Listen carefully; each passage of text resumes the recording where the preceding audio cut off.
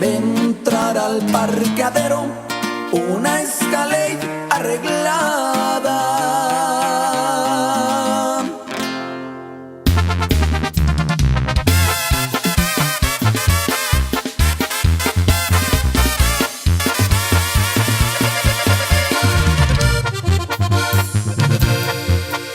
Se ve entrar al parqueadero una Escalade arreglada. Tiene los vidrios oscuros donde no se mira nada. Los rines brillan la forma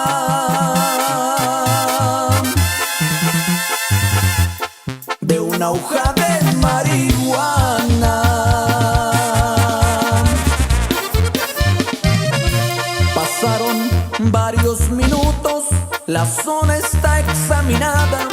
De pronto se abren las puertas, bajan dos preciosas damas, las acompaña un fulano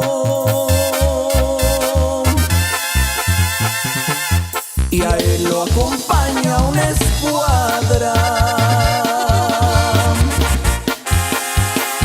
Usa botas de avestruz, chaleco y cinto hacen juego, pero ha de ser calentano por el tipo de sombrero, de esos de tierra caliente, de Tlapehuala Guerrero. Y es la victoria, primo.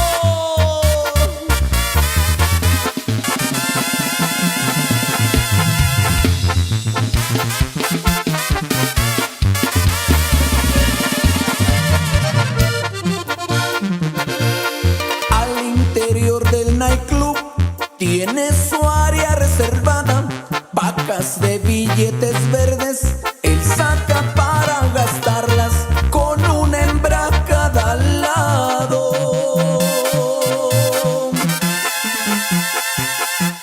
Y en la mesa su bucana.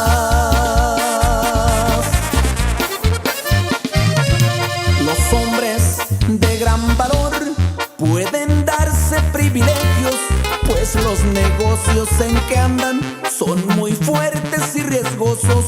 Por eso dan a su vida